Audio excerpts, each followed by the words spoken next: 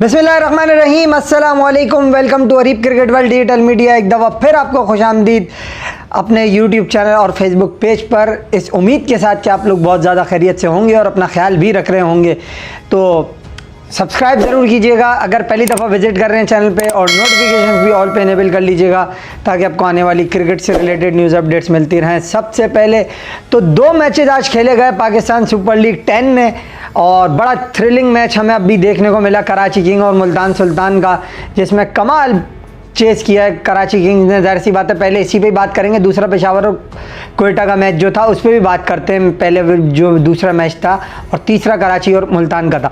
कराची और मुल्तान पे पहले बात करते हैं बिकॉज मैं अभी ज़ाहिर सी बात है मैच ख़त्म हुआ है और हम भी ग्राउंड से अभी आए, सो लेट हो जाती है वीडियो इस वजह से भी।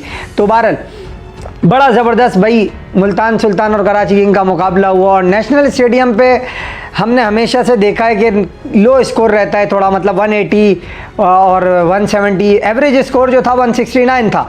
बट क्या कमाल बैटिंग की है जनाब मोहम्मद रिजवान ने पहले तो, और उन्होंने 100 रन बनाए। अब एक होता है एक क्या क्रिकेट का गेम का अहवाल, और एक होता है उस पर एनालिसिस। ये मैं अहवाल बता रहा हूँ, अब एनालिसिस करते हैं अभी ना आगे चल के। तो रिजवान ने बैटिंग की और फिर उसके बाद माइकल ब्रेसवेल की बैटिंग बड़ी आला थी, उन्होंने शानदार बैटिंग की और अपनी टीम के टोटल को 235 तक पहुँचा दिया, 34 तक। और उस्मान खान आज जो है वो जल्दी चले गए थोड़ा सा, मगर यह है कि रिजवान की जो बैटिंग थी वो काबिल तारीफ़ थी मुल्तान सुल्तान की तरफ से। और दूसरी तरफ बॉलिंग की अगर रही बात कराची किंग्स की, तो इंतहाई पथेटिक किस्म की बॉलिंग थी।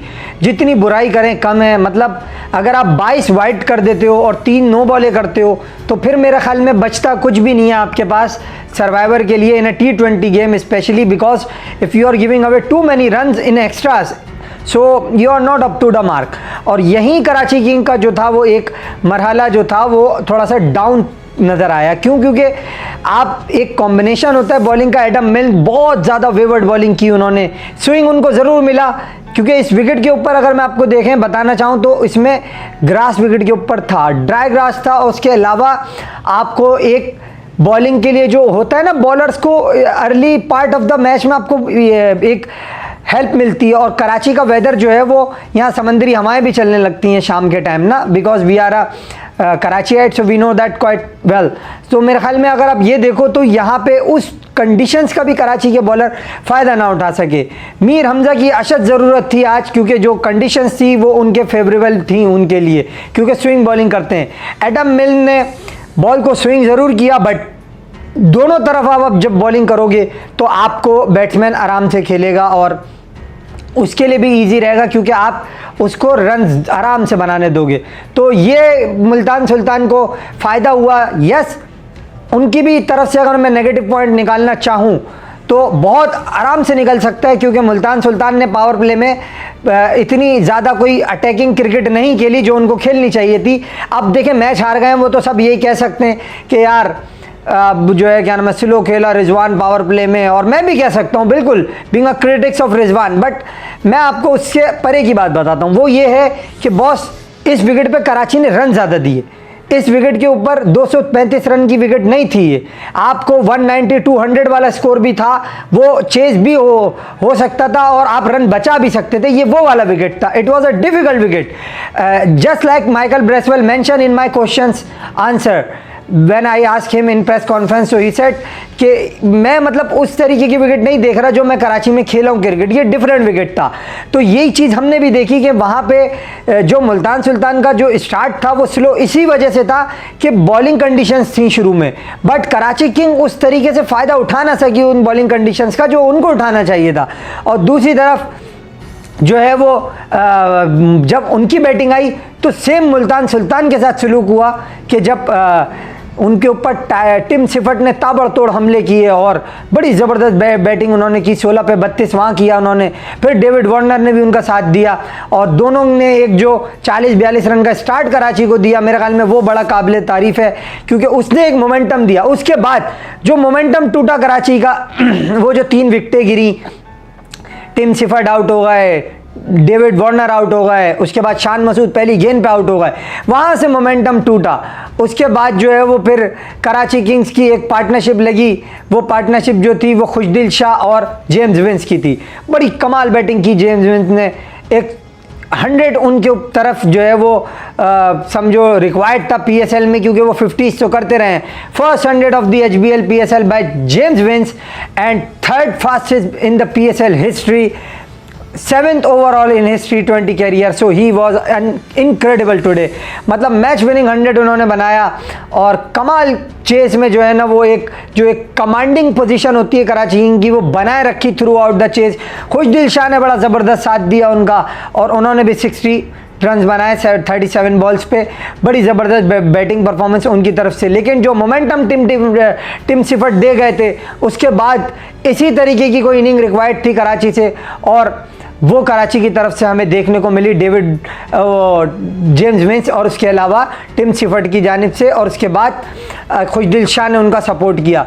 तो बड़ी ज़बरदस्त कराची किंग की बैटिंग लाइनअप की परफॉर्मेंस, जिस तरीके से उन्होंने चेस को पेस्ट किया, जिस तरीके से लेके चले जेम्स विंस ने, जिस तरीके से हर ओवर में अटैक किया, और उसके बाद मुल्तान सुल्तान की कलई खुल गई। क्यों? क्योंकि जब आप एक एक ओवर के अंदर 3-3 छक्के लगवा देते हो, आपके बॉलर्स और आपका कप्तान हाथ बांध के खड़ा हुआ होता है, तो मेरे ख्याल में आपके पास फिर बचता कुछ नहीं है। जो मैंने टिम सिफर्ट से पूछा भी था कि अगर आप मिडिल ओवर्स के अंदर, जैसे हम बात करते हैं ना 50 ओवर क्रिकेट में कि 11 to 40 ओवर्स, जो कि ज़ाहिर है जो क्रिकेट देखते हैं, क्रिकेट एनालाइज करते हैं, उनको समझ में आएगा, आम पब्लिक की समझ से परे की चीज़ है। बट हमारे चैनल पे वो ऑडियंस है जो क्रिकेट को समझती है, तो इसलिए मैं आप लोगों को बताता हूँ कि 11 to 40 ओवर्स हम 50 ओवर गेम में बात करते हैं, 7 to 15 ओवर हम 20 ओवर गेम में बात करते हैं। वो चीज़ जो थी वो मुल्तान सुल्तान ने लैग की, और सेम अप्लाइज फॉर कराची, उन्होंने भी लैग की। बॉलिंग तो दोनों की फारिग थी आज, मगर मुल्तान सुल्तान उनसे भी 2 हाथ आगे थे जिन्होंने 30 एक्स्ट्रास दे दिए। तो यहाँ पे आपको जो कंसिस्टेंसी थी वो लैग नज़र आई, जिस वजह से जो है वो आप कह लो कि थोड़ा सा मुल्तान सुल्तान को यहाँ पे झटका लगा, क्योंकि 100 में से 90 बार ये चेस जो है वो नहीं होगा 1-235 का, और 10 बार हो जाएगा। ये एक फैक्ट बात है जिसको आप मानो या ना मानो।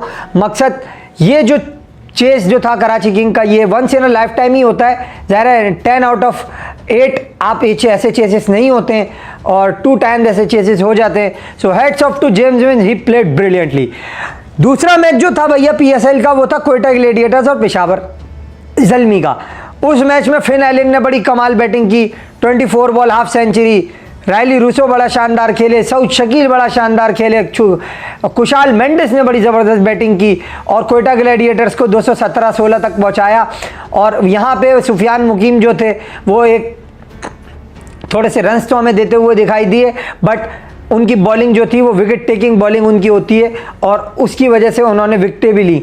मगर उसके अलावा जो एक पिक ऑफ द बॉलर अगर मैं यहाँ से चुनना चाहूँ तो वो अली रज़ा थे। बड़ी शानदार बॉलिंग उन्होंने की है, एक विकेट भी ली। But apart from that same problem happen today, just like before we have seen कि बाबर आजम की जो कप्तानी है वो एक जगह खड़े रहते हैं, और मतलब रिएक्शन टाइम उनके पास नहीं मिलता उनको कि किस तरह रिएक्ट करना है इस तरह की सिचुएशन में।